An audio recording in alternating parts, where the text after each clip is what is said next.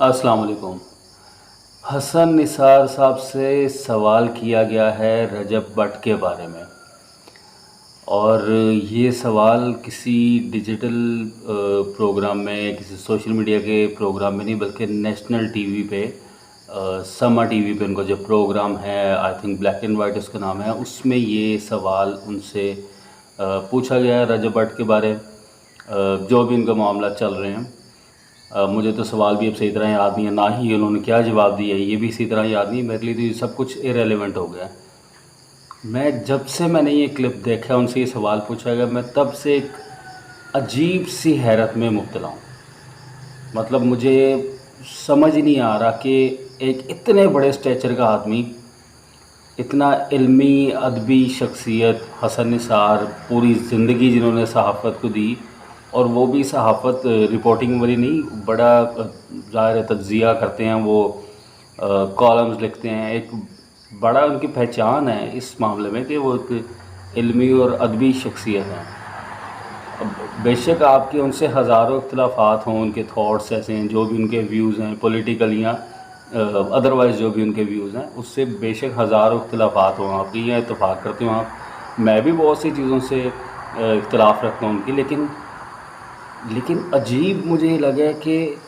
बल्कि मेरे लिए तो इतनी हैरत अंगेज़ बात ही ये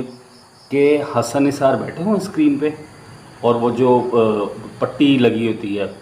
उस पे लिखा हुआ है डकी भाई के बाद रजब भट्ट का मामला, या इस तरह जो भी, मैं वो चला दूंगा, आप देख लीजिएगा। तो मुझे अजीब सा लगा कि यार इतनी बड़ी शख्सियत है, इतनी इल्मी अदबी शख्सियत, इतना नॉलेज वाला बंदा, लेकिन ये अजीब सा मुझे लगा कि मतलब ये सोशल मीडिया के जो यूट्यूबर्स हैं, जो काफ़ी फेमस भी हैं आजकल, उनके बारे में आप सवाल पूछ रहे हैं हसन निसार से। अच्छा, मैं यहाँ पे क्लैरिफाई कर दूँ, मैं किसी की भी तस्दीक या तौहीन नहीं कर रहा इसमें कि रजब भट्ट या डकी भाई, वो बिल्कुल वो बहुत फेमस पर्सनालिटीज़ हैं सोशल मीडिया पे और बड़ा अच्छा काम कर रहे हैं, और बिल्कुल ठीक है। वो मैं इनको फॉलो नहीं करता, मुझे इतना नहीं पता, बल्कि मैं बता दूं, मैंने कुछ क्लिप्स देखे हुए हैं रजब भट्ट के भी, इनके जो वीलॉगिंग करते हैं वो।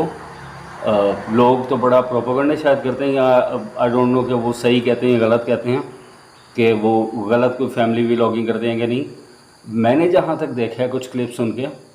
वो दोस्तों यारों के साथ मस्ती मौज करते हैं, और फैमिली का भी मैंने देखा, माँ जी हैं उनकी बड़ी अच्छी,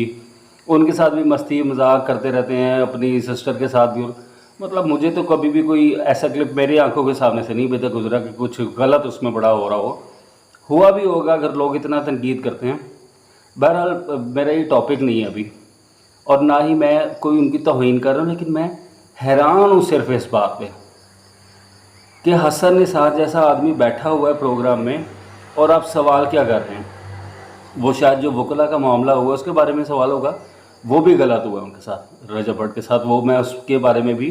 पेज पे मेरा वीडियो पड़ा होगा, उसके बारे में मैं कंडेम कर चुका हूँ कि वकला ने जो काम किया वो गलत ही किया। लेकिन फिर मैं वहीं पे मेरी सुई अटकी हुई है कि हसन निसार जैसी पर्सनालिटी, एक बड़ी पर्सनालिटी, फिर से मैं कहूँगा आपके हज़ारों इख्तिलाफ़ात उनसे होंगे, उनकी बातों से आप इत्तेफाक करें या इख्तिलाफ़ करें, मैं भी इख्तिलाफ़ करता हूँ ये बातों से,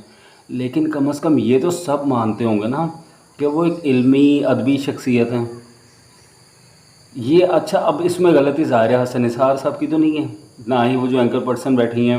नाम नहीं मुझे उनका माइंड में, उनकी भी गलती नहीं होगी शायद, या अगर ये सवालात उन्होंने बनाया तो फिर उनकी गलती होगी।